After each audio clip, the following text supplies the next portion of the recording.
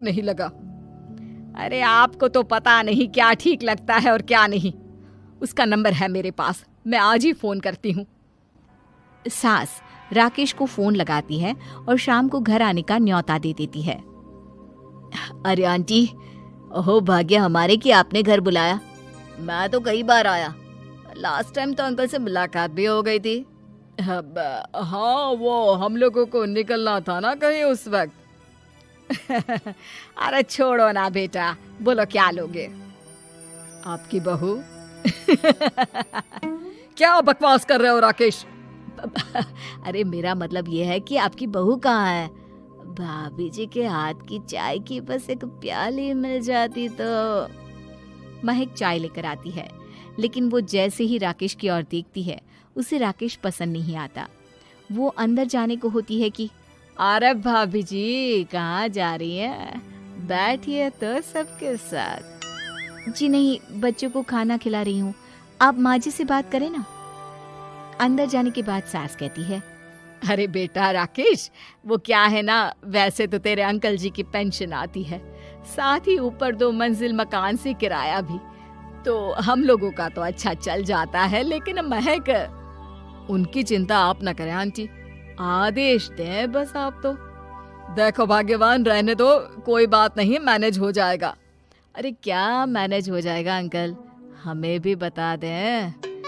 आप चुप रहिए जी। अब वो क्या है ना राकेश, तुझे तो पता है कि रोहन के 2 बच्चे हैं, उनकी पढ़ाई लिखाई का खर्चा बहुत है। हम ये चाह रहे थे कि रोहन के ऑफिस में महक को भी अगर कोई काम मिल जाता तो। क्यों नहीं आंटी जी, मैं हूं ना, मैं बात कर लेता हूँ। वैसे तो आप हाँ ही समझिए। महक भाभी को बोल देना कि कल तैयार रहें मेरे साथ ऑफिस चलने के लिए, मैं मालिकों से मिलवा दूंगा उन्हें। महक अंदर से सब सुन रही थी। अच्छा आंटी जी, तो चलता हूँ, कल आ जाऊंगा। अच्छा भाभी जी, तैयार रहिएगा कल। राकेश तो चला जाता है, लेकिन ससुर सास पर बरस पड़ते हैं। मुझे ये आदमी एक पैसे का पसंद नहीं है। तुम इसे बोल दो कि हमें कहीं नहीं करवानी बहू से कोई नौकरी। अरे क्यों नहीं करवानी? सारा पैसा मैं इसके बच्चे और इसी पर उड़ा दूंगी, तो मेरी बेटी को क्या दूंगी? जरूरत क्या है तुम्हारी बेटी को तुम्हारे पैसे की? अरे वो तो पहले ही बड़े पैसे वाले घर की बहू है। अपनी बहू की सोचो जो अब तुम्हारी बेटी जैसी है। बच्चे रोहन की आखिरी निशानी है। अरे अपना भाषण अपने पास रखो। सारा दिन घर पर बैठी रोटियां तोड़ेगी, तो काम करे ना कुछ बाहर जाकर। बहू सब सुन रही होती है। वो अगली सुबह बिना मन के तैयार तो हो जाती है, लेकिन जैसे ही राकेश आता है, क्या बात है भाभी जी, रेडी हैं?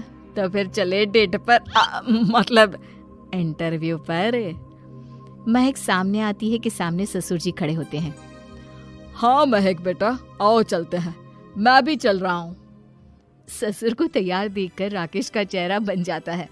अंकल जी, आप परेशान हो जाएंगे। अरे रहने दीजिए ना, धूप भी बहुत है। वैसे भी स्कूटर में तो 2 लोग ही बैठ सकते हैं ना। तो तुम चलो, मैं बहू के साथ अपनी कार से आ जाता हूँ। महक ससुर जी को देखकर खुश हो जाती है, उसे शांति हो जाती है।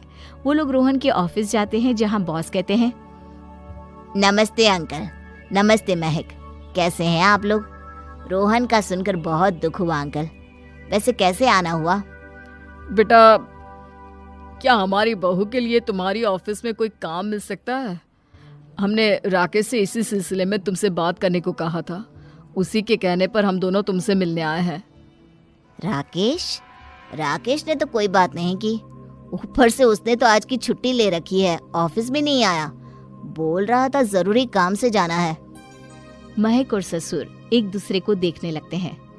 वैसे महक, क्या किया है आपने? I mean, इंग्लिश कैसी है आपकी? महक बॉस से अपनी पढ़ाई लिखाई और क्वालिफिकेशन के बारे में सब कुछ बताती है। ग्रेट, आपके लिए काम तो है, लेकिन ऑफिस में नहीं। सर, मेरे बच्चे छोटे हैं, मैं फील्ड में काम नहीं कर सकती हूँ। मतलब वो काम घर से करना है, घर से रहकर बच्चे भी देखें और घर भी देखें, लेकिन हाँ, काम जरूर से करें। वो काम डाटा एंट्री का है, तो जब भी वक्त मिले काम करें, और इसके हम आपको अच्छे पैसे भी देंगे। महक बॉस की बात सुनकर खुश हो जाती है, उन्हें थैंक्स बोलकर घर आ जाती है। किसके साथ भेज रही थी तुम महक को? अरे वो कमीना, उसने तो ऑफिस से छुट्टी ले रखी थी, बात भी नहीं की थी उसने बॉस से बहू के काम के लिए।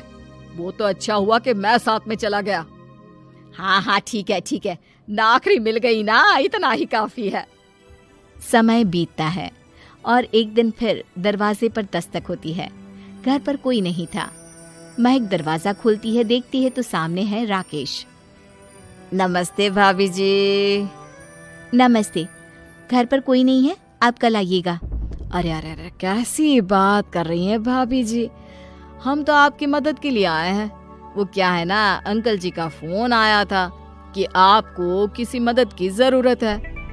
महक को आश्चर्य होता है कि उसके ससुर ने राकेश को फोन क्यों किया। वो ससुर जी को फोन करती है लेकिन फोन नहीं लगता। नहीं, हम लोगों को किसी भी चीज की जरूरत नहीं है, आप जा सकते हैं। अच्छा, एक कप चाय तो पिला दीजिए। महक चाय लेकर आती है। चाय पीने के बाद, रोहन मेरा बहुत अच्छा दोस्त था।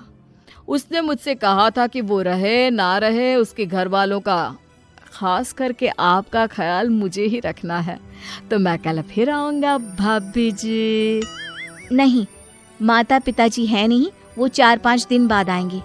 आप उन लोगों के आने के बाद ही आइएगा। मुझे ये सब ठीक नहीं लगता। अरे छोड़िए ना भाभी जी, लोगों का तो काम है कहना। मेरा मतलब है वो तो बोलते ही रहेंगे। आता हूँ मैं कल। महक को अब गुस्सा आ जाता है।